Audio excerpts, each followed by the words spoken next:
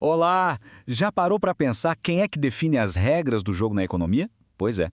Hoje a gente vai desvendar o papel de um jogador poderosíssimo e muitas vezes invisível, o Estado regulador. Pensa comigo. Imagina um jogo de futebol sem juiz. E haverá uma bagunça total, certo? Cada um por si, ninguém se entende. No mundo do mercado, a lógica é bem parecida. E é exatamente essa pergunta que vai guiar a nossa conversa. Por que a economia precisa de um árbitro? Para a gente entender isso, a gente precisa voltar um pouquinho no tempo. O Estado, do jeito que a gente conhece hoje, não surgiu do nada. Pelo contrário, a evolução dele foi quase como um pêndulo, sabe? Sempre balançando de um lado para o outro, tentando corrigir os problemas do modelo anterior. E essa jornada tem basicamente 3 grandes capítulos. Começa lá no finalzinho do século XIX com o Estado liberal, de pouca intervenção. Depois, no meio do século XX, o pêndulo vai para o outro lado com o Estado social. E finalmente chega no modelo que a gente vive hoje, o Estado regulador. Vamos entender cada passo dessa dança.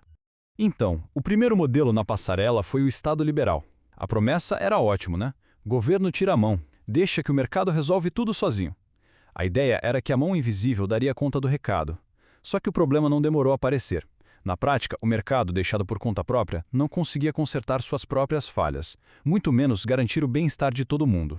E aí, como uma reação a esse fracasso, o pêndulo foi com tudo para o outro extremo, o Estado social. A promessa agora era o oposto. O governo tinha que garantir tudo para todo mundo: saúde, educação, previdência. O novo problema? Bom, isso custou uma fortuna e criou uma máquina pública gigantesca, pesada e, muitas vezes, bem lenta. O cenário estava pronto para a próxima virada. E é assim que a gente chega no Estado regulador. Ele não é nem 8 nem 80. É uma tentativa de achar um caminho do meio, uma síntese moderna que nasceu justamente das lições aprendidas com os extremos do passado. E aqui está a grande sacada. O papel principal do Estado regulador não é ser o dono do time nem o artilheiro do campeonato. É ser o árbitro. O foco muda de fazer as coisas diretamente para criar as regras e garantir que o próprio mercado jogue um jogo justo e que traga bons resultados para a sociedade.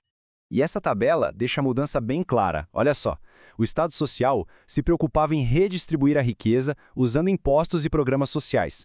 Já o Estado regulador tem uma função mais alocativa. O que é isso? É influenciar para onde os recursos da economia vão, usando regras e agências para garantir mais eficiência. Com isso, a gente chega na missão número 1 do Estado regulador: pegar o seu manual de regras e entrar em campo para consertar aqueles problemas que um mercado totalmente livre simplesmente não consegue resolver. Essa é a pergunta de $1 milhão, né? Porque se o objetivo é corrigir as falhas de mercado, a gente primeiro precisa saber o que diabos elas são.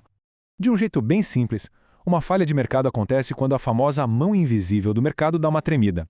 É quando a busca de cada um pelo seu próprio interesse não leva, no final das contas, ao melhor resultado para todo mundo. É aí que o árbitro precisa apitar e botar ordem na casa. E essas falhas aparecem de várias formas. Pensa na poluição de uma fábrica. A empresa lucra, mas a comunidade em volta respira um ar ruim. Esse custo que a comunidade paga é o que a gente chama de externalidade. Ou então um monopólio, uma única empresa que domina um setor e cobra preço que quer. Isso é poder de mercado. Nesses casos, o mercado sozinho não se ajeita. Ok, já entendemos o porquê da regulação. Agora vamos ver o como. Como é que esse árbitro, o Estado, realmente intervém na economia? Quais são as ferramentas dele? Basicamente, ele tem um kit de ferramentas com 4 opções. A mais radical é a absorção, quando o Estado simplesmente toma conta do setor inteiro. Mas hoje, as mais comuns são a direção, que é criar as regras do jogo, como leis de proteção ambiental, e a indução, que é dar um empurrãozinho com incentivos fiscais para guiar as empresas para o caminho certo. E olha que interessante, isso não é só teoria de livro. Está na nossa lei mais importante, a Constituição Brasileira. Lá no artigo 174, diz com todas as letras que o Estado tem esse papel de fiscalizar, incentivar e planejar. Ou seja, a ideia do Estado regulador está no DNA do nosso sistema. Mas agora, calma, que a história tem uma reviravolta. A gente viu o Estado como a solução para os problemas do mercado. Mas e se o próprio árbitro errar o apito? Pois é, o árbitro também pode falhar. E isso tem nome. É a falha de governo. Acontece quando a tentativa de consertar o mercado sai pela culatra. Sabe quando o remédio acaba sendo pior que a doença? É exatamente isso. Então a governança moderna vive nesse cabo de guerra. De um lado, o risco de deixar o mercado solto e ter uma falha de mercado. Do outro, o risco de intervir e causar uma falha de governo. O grande desafio é achar o equilíbrio perfeito nessa balança. E essas falhas do governo também têm várias caras. A mais famosa é a captura regulatória. É quando o árbitro fica tão amigo de um dos times que começa a apitar só a favor dele. Ou seja, a agência que deveria fiscalizar acaba defendendo os interesses da indústria e não do público. Outro exemplo clássico é aquela burocracia sem fim que mais atrapalha do que ajuda. Então, o que a gente faz? Joga tudo para o alto e desiste de regular? Não. A resposta não é não ter regulação.